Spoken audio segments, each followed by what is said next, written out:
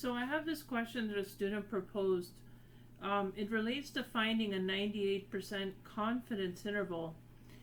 They give you the following information. They give you the two sample sizes, they give you the two sample means, and they give you the two sample standard deviations. And so what we're going to do is I'm going to show you on the calculator. So if you go to stat, go over to test. So stat, hit the stat button, go to test. We're going to go to a two sample, let me see where it is, two sample t-int, because we have sample standard deviation information. So we have stats, so I'm going to click on stats, hit enter.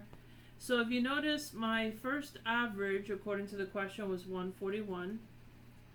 My standard deviation for that very same sample was 13.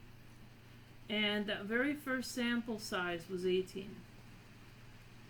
Okay, the sample 2 mean was 161. The sample standard deviation was 12, and the sample size was 12 as well. Alright, and so they want a 98% confidence interval, so we have to put 98. And then pooled or not pooled, so we will say not pooled, because I believe they said the variances are not equal. And so we calculate this, and we should get, there's your sample, your confidence interval. Now, they're asking for a margin of error between the samples.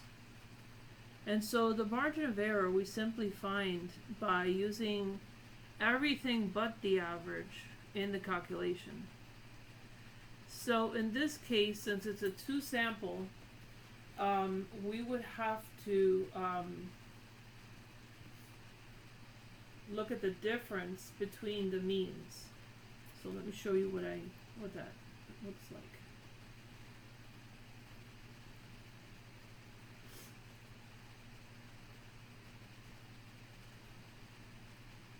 Alright, so in our question, they gave us the two averages. So you have average 1 and average 2. So if I did 141 minus 161, the difference between them would be negative 20, right? And so if I look at the result of my calculator, we have negative 29.42 and negative 10.58. So given that information, so this is our confidence interval, negative 29.42 and negative 10.58. So going back to some basics, if I were to add those two values together, so if I added negative 29.42 plus negative 10.58, I got negative 40 as a sum, divided by 2, well, that gives me negative 20. So I'm just confirming for you that if I took these two, added them up, so negative 29.42 plus negative 10.58, and if I divided them by 2, this all becomes negative 40, which divided by 2 gives me the average of these two, which is negative 20. So now, to find the margin of error, it's as simple as division. Subtraction, I'm sorry about that, subtraction. So if I take negative 29.42 and I take away negative 20, or if I add negative 20 in a sense, you get 9.42. That should be your margin of error. By the same token, you notice that here I have a 10.58. I'm not going to say 10.58 minus. I'm actually going to do negative 20, and we're going to add, in a sense, a negative 10.58. So we end up with the same thing. We end up with 9.42 as a value. So this is your margin of error. Remember, margin of error is the same on both sides, okay?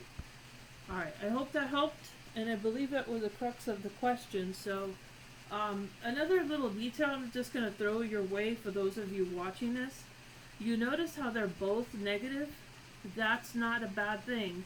It just means that whatever the value you're looking for, the difference between them is sitting in between those two.